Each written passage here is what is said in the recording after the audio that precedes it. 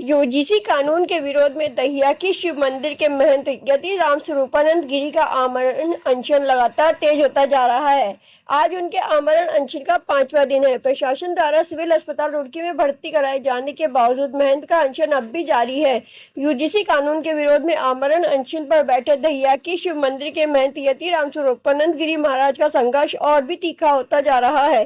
पंचदश नाम जूना अखाड़ा के महामंडलेश्वर यति नरसिंहानंद गिरी महाराज के शिष्य यति राम स्वरूपानंद गिरी ने साफ शब्दों में कहा कि चाहे प्राण चले जाएं, लेकिन उनका संकल्प नहीं टूटेगा। प्रशासन द्वारा जबरन उठाकर सिविल अस्पताल भर्ती कराए जाने को महंत ने उत्पीड़न बताया है। उनका कहना है कि वे पूरी तरह स्वस्थ हैं, फिर भी उन्हें जबरन ग्लूकोज चढ़ाया जा रहा है। महंत का आरोप है कि एक सन्यासी को उसके मंदिर, उसकी पूजा और साधना से वंचित किया जा रहा है, जो न केवल धार्मिक स्वतंत्रता का हनन है बल्कि साधु संतों के सम्मान पर भी आघात है। महंत यति राम स्वरूपानंद गिरी महाराज ने कहा कि हम अपने प्रण के बहुत पढ़े पक्के हैं। डॉक्टरों की टीम जबरदस्ती उठाकर अस्पताल ले आई, लेकिन आज भी हम आमरण अनशन पर हैं। आज 5वां दिन है। अन्न जल का त्याग किया हुआ है। जब तक यूजीसी कानून वापस नहीं होगा, हम कुछ भी ग्रहण नहीं करेंगे। उन्होंने सवाल उठाया कि जब उनका स्वास्थ्य ठीक है तो फिर जबरन इलाज क्यों किया जा रहा है। अब सभी की निगाहें इस बात पर टिकी है कि प्रशासन और सरकार इस आमरण अनशन को लेकर क्या रुख अपनाती है। फिलहाल सिविल अस्पताल रुड़की में भर्ती महंत यति राम स्वरूपानंद गिरी का आमरण अनशन लगातार जारी है और उनका संदेश साफ है कि यूजीसी काला कानून वापस होगा तभी अनशन टूटेगा।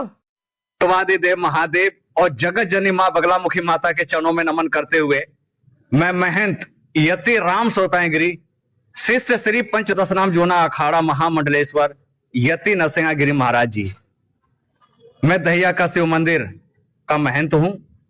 और पहले यह बताइए कि क्या मेरा आपको लग रहा है कि स्वास्थ्य खराब है? क्या स्वास्थ्य मेरा खराब नहीं है। अरे मैं दहिया के शिव मंदिर में यूजीसी जो हमारे सभी अपने हिंदुओं को आपस में लड़वा करके मरवा देगा, जिससे फिर जो है गजवाए हिंद के लिए रास्ता साफ हो जाएगा और फिर अपना भारत या बहुत जल्द इस्लामिक देश हो जाएगा। स्वास्थ्य मेरा कोई ज्यादा खराब नहीं था।